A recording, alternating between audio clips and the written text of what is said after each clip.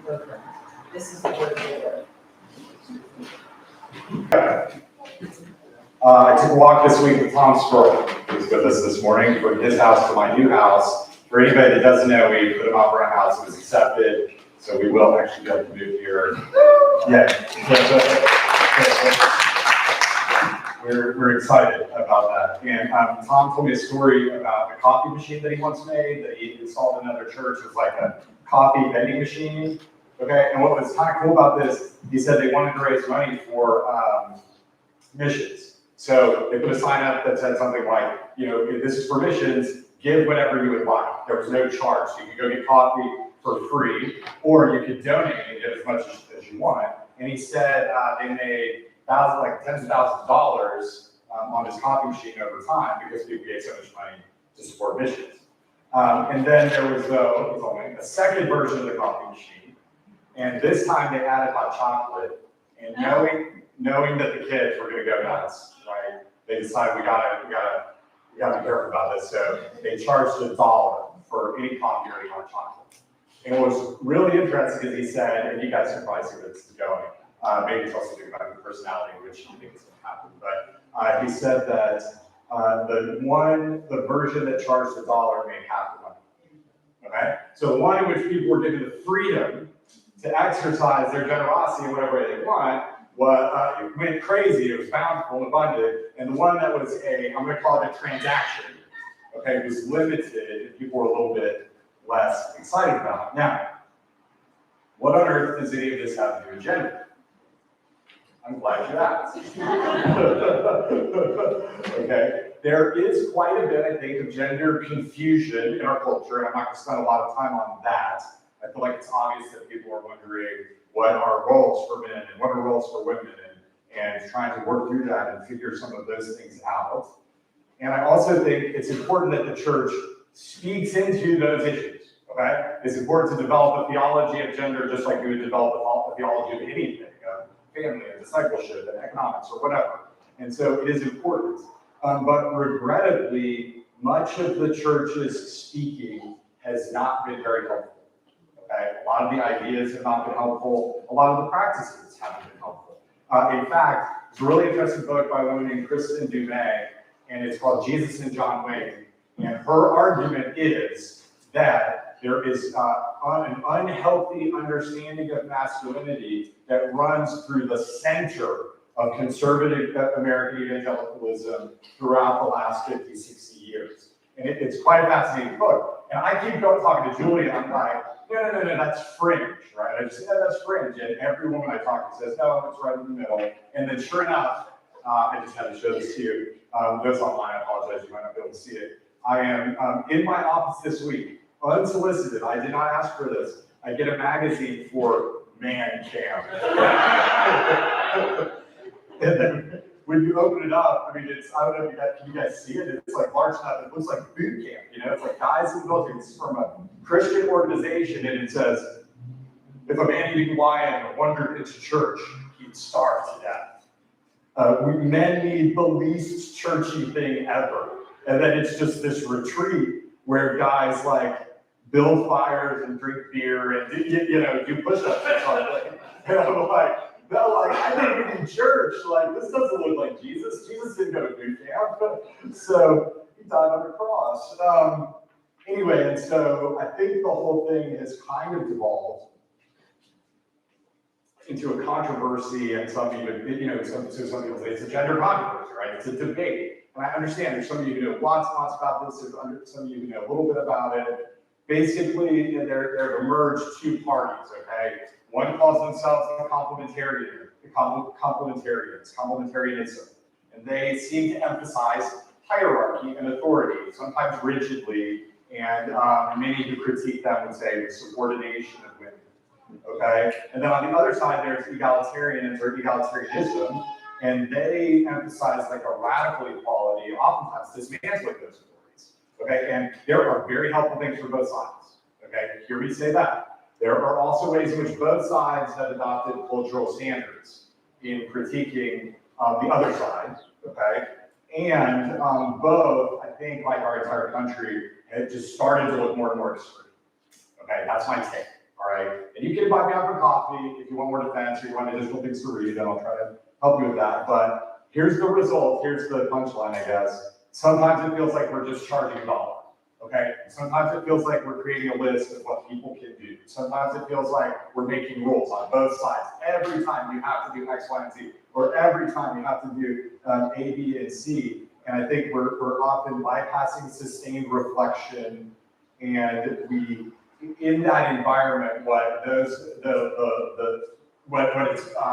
tempting to do is pick a side of the team.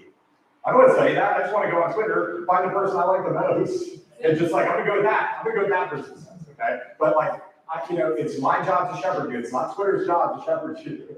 Right? And so I'm here to try to help you navigate some of those instead of going with the party line or just a set of answers. So our goal is this. All right, you guys with me so far? I'm gonna check in every once in a while, okay? Our goal is to review what the entire Bible says about gender, with particular emphasis on women's voices and partnerships in a way that I hope is free for everyone. That is it's going to turn into the pay what you can model, hopefully, and not the dollar-only transactional model. Okay, here's a little bit about my story. All right, I was asked repeatedly as a part of the search process, what does your church teach about women? What does your denomination think? What do you think? Repeatedly got questions about the roles of women and women's ordination and women in the church. And so I thought, well, it's been a while since I looked into that, right? I mean, like, honestly, I've been a pastor for 10 or 15 years. So 15 years ago, I studied and came up with a lot of ideas. A lot has been written and taught since then. So I thought, that's cool. I'll go back and revisit that, right? So that's what I've done in the last 4 months. And because, and so I listened to sermon series, podcasts, books, all sorts of things. I'll make a list for you if you want. But with the additional time, I thought, especially since I'm in Raleigh every other week, I thought, okay, I'm going to interview people too and see if what I'm reading lines up with if real lived experiences lines up with the actual things I'm reading. So I interviewed so far 10, 11, 12 women, and so from all different areas. Most of them have had experiences in what I'm just calling conservative evangelical churches, but they're from a lot of different places. A couple were podcasters, one works for a missions agency, another one a news outfit. So just like people who I thought would have some sort of perspective, the counselors, the pastors' wives, all sorts of things. And it was actually just kind of like the one thing, other than coming over to your houses and having you make dinner for me, that was like one of the most fun things I've done. So I've loved it. And what I'm interested on the backside of that is building something that's constructive, and I'm going to call it generative, if I can use that word, not something that's reactive or reactionary, okay? So we're going to go back to the Bible and see what we can say. And if I could show a few of my cards, I'll do a few of my cards. Here's a few things I've already learned from the front. One, I think gender gets at something foundational about being human. I think that gender reveals how important relationships are. You're going to hear me say that again and again. And I think studying gender can help us pursue spiritual formation, promote women's gifts, and explore partnerships. And so that's hopefully, that's kind of what I'm after, okay? And hopefully, I know sometimes it's easy to kind of read the worst abuses, and I hope it also, along with that, is preventive abuses, because there have been cases, I've heard lots and lots of stories of really unfortunate things happening to women, even within the church. So I want to, here are my caveats. Okay, so the intro's not done yet, but you're still with me. I told you it's 50. Okay, good. You guys are smart people. Okay. Here are my caveats as we get going. I want to model what it looks like to be smarter by entertaining opposing views. Okay. That means you won't agree with everything that this church teaches or everything that I say, and that's okay. All right, we good with that? But I need you need me, stick around, we need each other, okay? 2, I predict that I will be far too egalitarian for some of you, and I will be far too complementarian for others, okay? That's the joy of looking for a third way. And it's a little bit, like being a pastor is a little bit like being a football coach at a small Texas town, you know what I mean? At the end of the weekend, everybody comes, why'd you call that play? You should have run more. And then you beat somebody else in the grocery store. You should have passed more. So All right, so it says, I sign on for it's part of my job.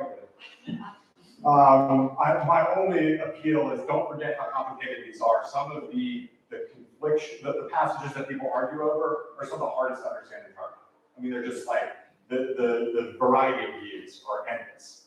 And so just to be aware of that. 3, I can't say everything at once. And this maybe is my most important appeal. There's gonna be 9 or 10 sermons. There's lots of things that I've planned it all out. So we're gonna start with Adam and Eve and do Ruth and Boaz and Deborah and Barak. And we're gonna, let's say, Hannah and Eli. And then we're getting to the New Testament, Jesus and these women that are following him, and Paul and the women that are with him. And so there's many things I won't say just in this sermon, okay? So be patient. I usually never say like, go listen to my sermons if you miss it. I mean, I think that like being present is the cool part. But this time I will say, like, if you're interested in the subject and want to know more, go back and listen to all of them. If I say something that is confusing, you don't understand, wait till next week too, I might clear it up. Okay? So that's like that's kind of my personal appeal.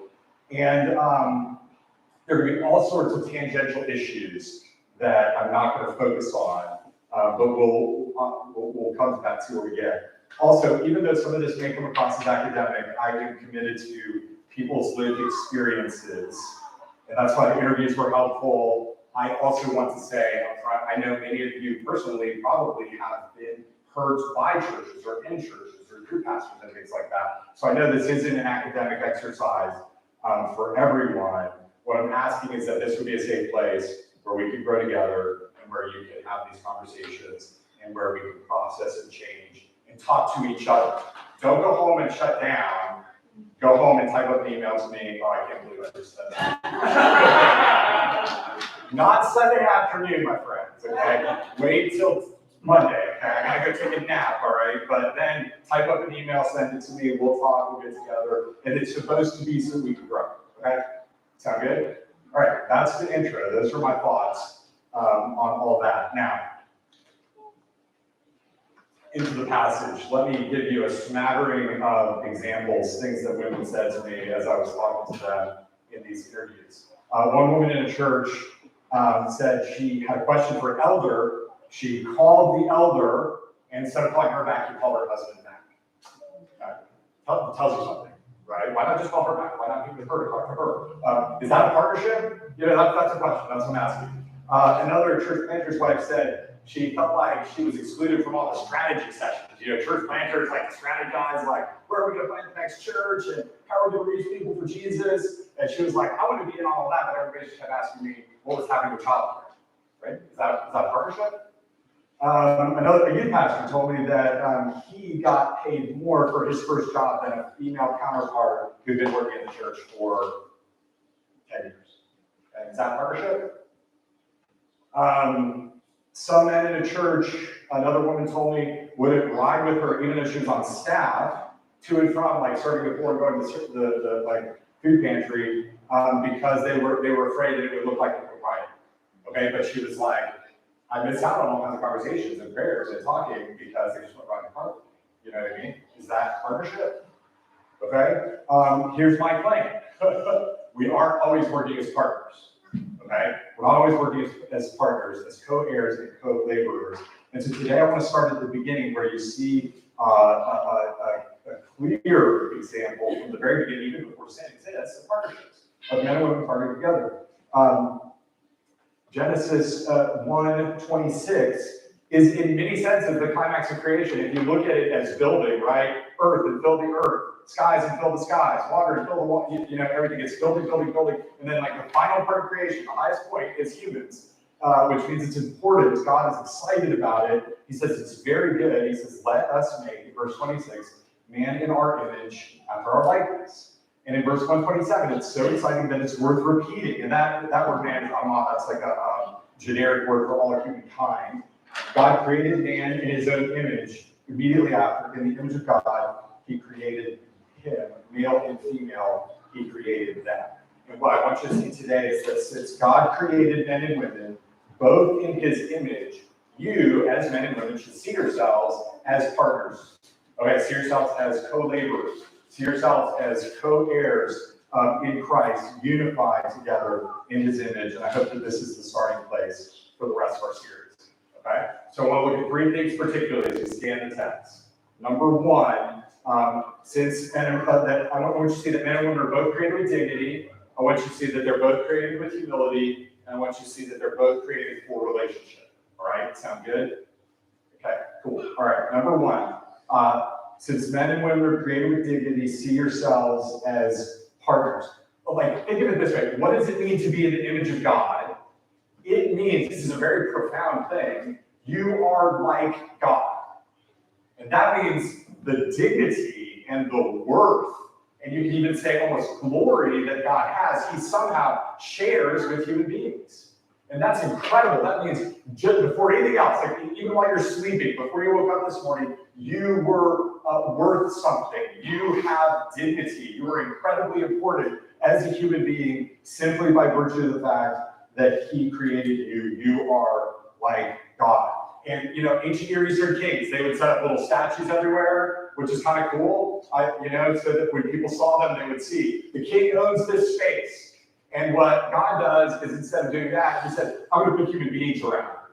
So that when you see each other, you're going to know God is here. You're going to see what he is like. And so you have to ask yourself, what is God like? What does God teach us about humans in Genesis 1? And I think two things. There's like two things I want to point out here. God is relational. God is creative. Okay? And so if God is there, Father, Son, and Holy Spirit in this Trinitarian fellowship that exists before the creation of the world. He's describing himself with plural terms. Let us make, it's like as if he's so into relationships that it overflows into the people that he creates, which means that we as human beings are also relational. And since he is the creator who's created us, we ourselves have a creativity about us. And on the flip side, if you look at humans, you can ask yourself the other question. What does looking at humans teach us about him? What does looking at him teach us about who we are? What does looking at humans teach us about who he is? He has qualities that we would often consider masculine. Okay? Read the whole Bible, all right? That's going to take you more than a day. But you will find God described as a king. He refers to himself with gendered language, so I'm perfectly comfortable calling him he. And we can talk about that. That's one of those tangential issues. But he talks about himself as a father. He performs roles of securing and providing for people. And so there's some masculine qualities to it. But listen, and we don't always say this, which is why a sermon series like this can be really helpful. He has qualities that we must consider feminine as well, right? If he created women in his image, there has to be something about them that reflect who he is. And in fact, what God does oftentimes talk about himself as this mother who has given birth to these people who then left him again. You know what I mean? He is a nurturer, one who gives rest, okay? Both of those are there. And it's really interesting. Like I heard, I think I read this somewhere a long time ago. There's a guy, Richard Pratt. He told the story of speaking at this men's prayer breakfast with like 1,000 guys, and he gets up and just the first thing he says, and he was on Genesis 1, he said, what's the first thing you think of when I say human? And do you know what everybody said? I should try. I won't. He said, like, almost in unison, they all yelled back, "Sinner!" Right? And he was like, no. Created in God's image first, then sinner later, right? Like, you've got to stick to Genesis chapter 1 for a time before you get to Genesis chapter 2. And we talk about women and men partnering. There is brokenness. It doesn't work. Anybody who's ever had a relationship with anybody else knows relationships don't always function well because of the fall, but we want to camp out with the dignity. We want to camp out with the beauty. We want to camp out with what happens in Genesis 1 and recognize that there's good things about humans as they are before we get to the whole sin thing. Okay? And that's why it's really important to do that. My thought was, like, maybe that group just needed some women in the room too, right? that could have been helpful. But we have dignity, and so what I'd love for you guys to see, very simply, is to see yourself and those around you, whether men and women, with dignity as image bearers. And maybe for you that's hard because you feel so broken. You feel hurt. You feel shamed. People have told you you're shameful, right? Go to Genesis 1, ask God to remind you of the dignity he has given you that was there before the shame entered into the world. And then as you start to see yourself, start to see others around you the same way, with dignity, and treat them with dignity. And this is a glorious reflection of who God is. Okay, that's point number one. Number two, since men and women are created with humility, see yourselves as partners. So here's the thing, like, okay, you are, what does it mean to be an image? You're like God. What does it mean to be an image? You're not God. Okay, you see how that works? Like, there's something about you that makes you like God, you're dignified. There's something about you that makes you not God because you're only an image. You are the image in point one, cool, but you're only an image, which means there's something about humans that means that they have humility. They are designed, if I could put it this way, for dependence. God created Adam and Eve in the garden to depend upon him, to trust him, and I'm going to say to trust each other. Like they needed each other. They needed him for his provision and his guidance and his rest, and they needed each other. I'm going to scan through some verses. Genesis 2:18. It was not good for man to be alone. Adam needed Eve, right? He was created in dependence with humility. It didn't work without her, right? He's naming animals. Something was wrong. Okay, something was broken in that isolation. But look at Genesis 3:20. He called his wife's name. Like maybe she needed him too. Do you know what I mean? Maybe that was the thing that secured her, or helped her understand who she is. Look at Genesis 2:21. She is made out of him. What a dependent image, right? But in Genesis 2:23, he will leave his father and mother's house. That's not patriarchy. Patriarchy would be going back to your father's house, right? That is countercultural in ancient Near East, right? He leaves his family for her to be united to her. I mean, it's incredible. Like that's radical. And then they become one flesh. There's something in the two of them both that needs each other. In other words, they were designed for partnerships. They were designed for relationships. You, as a human being in this room, can't live without relationships. Okay, maybe I'm just saying something that's very obvious already, passively, but I hope it's textual. Okay, I hope it's textual. All right, and they both have jobs to do. In Genesis 1:28, he says to them both. He blesses them both. He says to them both, be fruitful and multiply. To them both, fill the earth and subdue it. To them both, have dominion over the fish of the sea and the birds of the air. To them both, over the living things that move on the earth. They both have a job to do in this community that God's created called humanity. Okay? They both have a job to do. One is be fruitful and multiply. Certainly procreation. The world must be people. Right? So that's part of it, right? But that's not all. As most scholars see, like in the New Testament, there's a Great Commission, and we're looking at the church as the people of God, and so there's an expansion that's beyond simply your family. We become a new family as we're all together here with all sorts of different men and women who join together to serve together, to subdue and have dominion over the earth, to cultivate it together, to show the world who God is. These partnerships were better together. Okay, I think like most of you probably think work is a pain, right?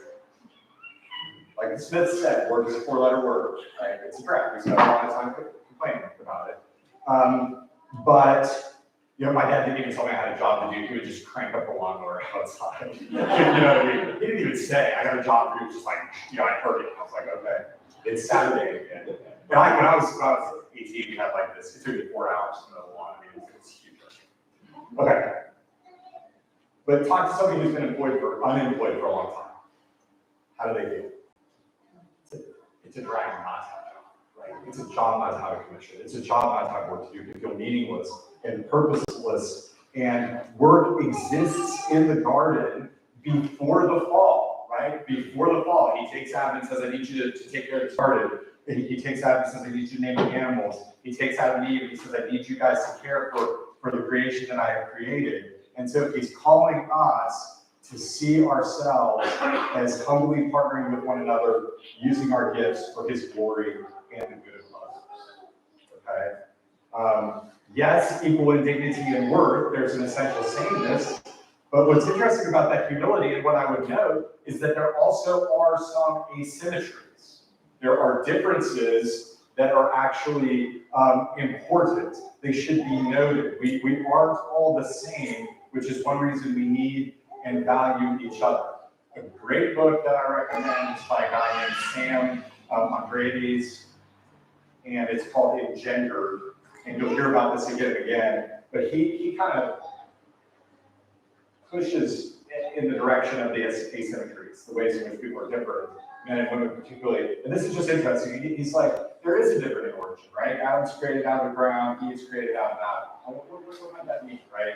There is a difference in order, right? Adam is first, which could be important because in the ancient Near East, the eldest brother, had responsibilities, but he was created last, which may be the ultimate goal of creation, right? This beautiful way in which he can satisfy and provide a new way of thinking of things. And so, it's just really interesting. Like, maybe, perhaps, Adam grounds her, Adam secures her by naming her. Perhaps she brings him rest when reunited to him. Perhaps he does have different responsibilities in being first. Perhaps she promotes their work beautifully by being last. It's really interesting. The key here for me is to let there be some tension, okay, without being rigidly defined by what our culture would say men and women should do and what men and women should be. Okay, so for example, maybe bringing security means that men make money, but maybe it means they make coffee for their wives. Okay, you see what I mean? What does that depend on? That depends on the man and the woman, right? Okay, all right, hang with me, right? So this is where the practical examples where it gets interesting. Maybe, perhaps, it includes domestic responsibilities for women. Maybe that's a part of it, but maybe it includes her recapturing God's vision for work outside of the home. Again, it depends on who's doing that, right? It's like both sides tend to just exclude options, and I want to open up options where possible. Don't narrowly define what, hold on, before I get there, maybe, don't narrowly define what security might look like. Don't narrowly define what giving rest may look like. Don't narrowly define what help may look like.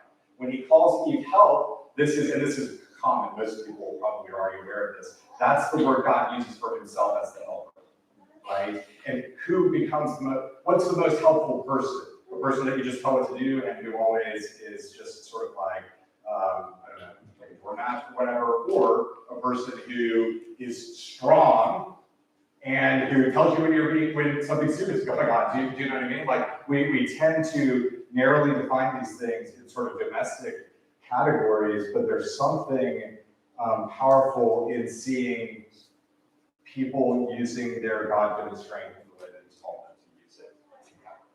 And I think there's a beauty in the humility of constantly attempting to lift each other up and promote the good of the other person, which is sometimes absent from these rigid lists and these narrowly defined categories.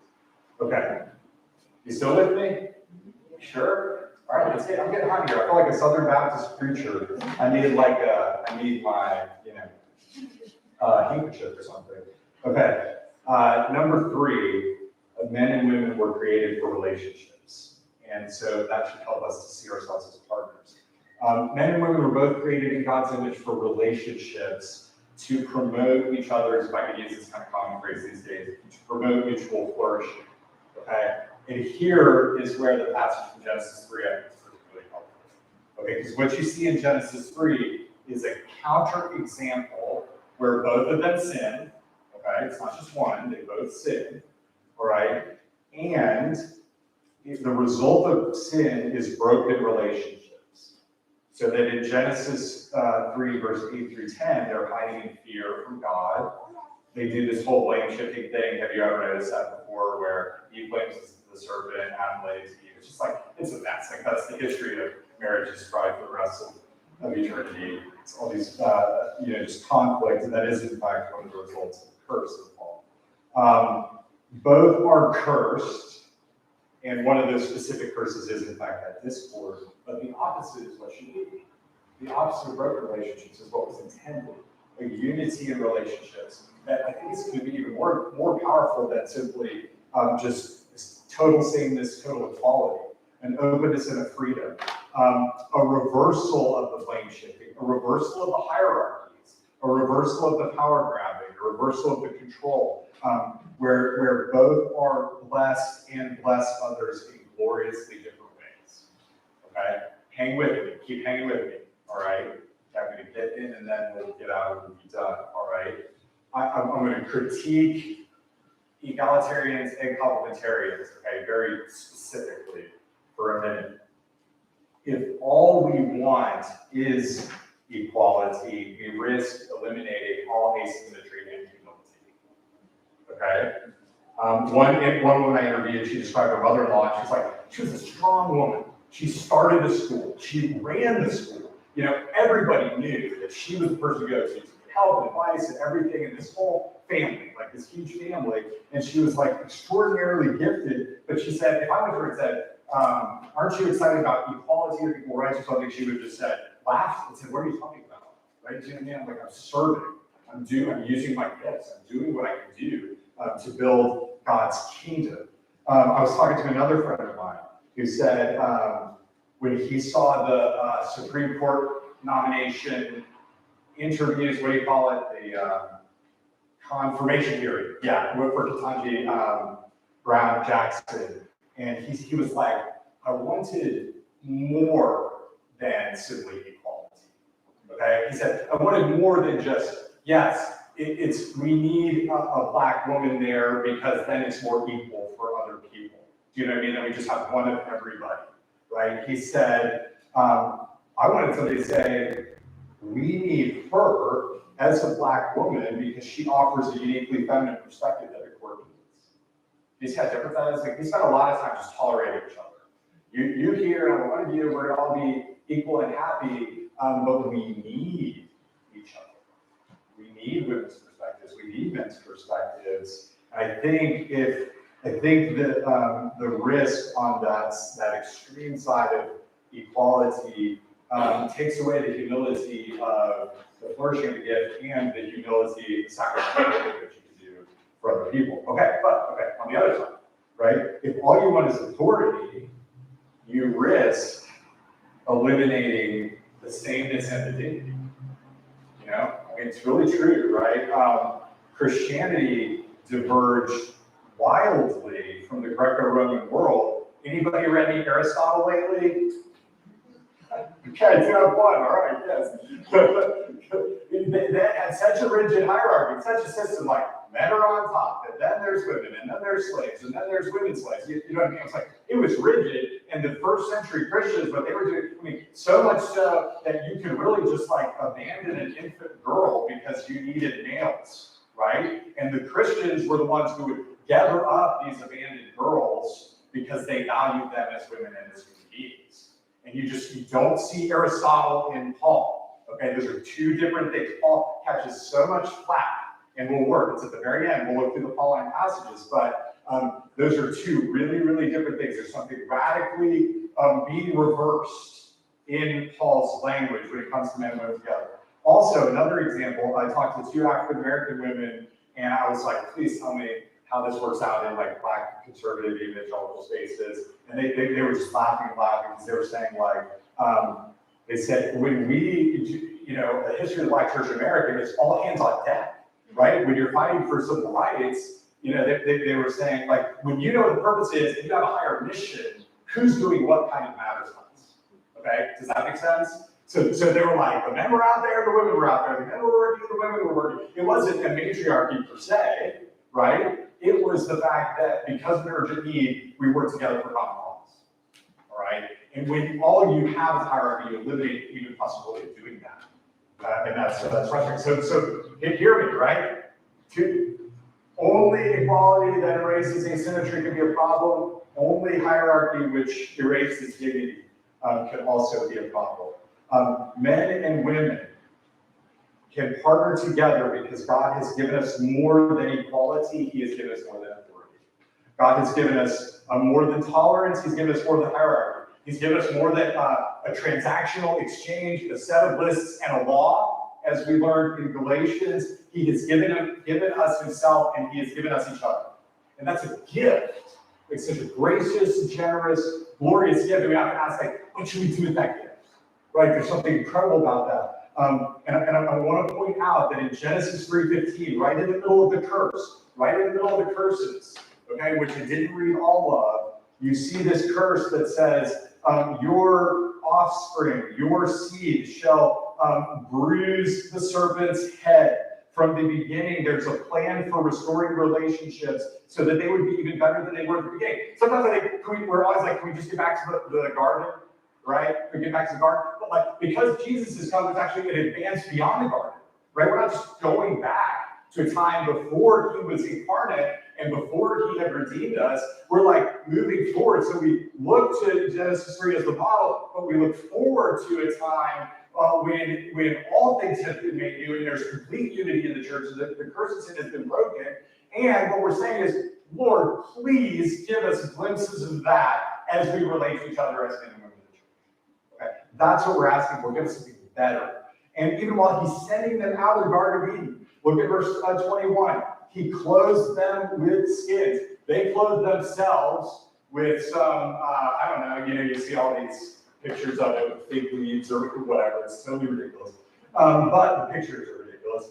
But he clothes them with animal skins, which means there was a sacrifice made in order for them to be whole. Even while he's expelling them, even while he's kicking them out, even while they're suffering the consequences of the curse, he says, I will care so much for you and the unity of putting you back together again, that there will be a sacrifice that will enable you to draw close. And think of the pain they experience as a family. We never think of Adam and Eve as a family, right? But their oldest son killed their youngest son, right? And then, they didn't, I don't know, like they didn't break up, like it didn't end. You know, there was enough of God's faithfulness to them for that next son to appear, Seth, that became the line that would produce ultimately, centuries later, Jesus. And that's that same forward-looking way. Fundamentally, what we have in Jesus, what we have in his sacrifice, is even better than what they had before the fall. We're not going back to the garden, but receiving a redemption that moves beyond the garden. And Jesus, this Jesus is, in Paul's words, a son born of a woman. Remember the passage of Galatians 3 that we just got done with? He came as a man. He was born of a woman, had a mother who took care of him and taught him things and guided him and directed him. He was born under the law to free us to become children of God. And if you're children of God, you're brothers and sisters. Right? If you're children of God, that's where this is tending to. That's what it's pointing to. My question is, will you follow him on the path of suffering to glory?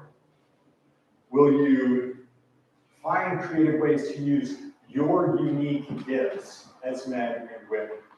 Start with Jesus. Okay? Start with him, this perfect human. He's where the resources are. He's definitely where the resources are. And see yourself and everyone around you is created in his image and being transformed into the same image from one degree of glory to another. And I'm just going to say in the name of the Father, Son,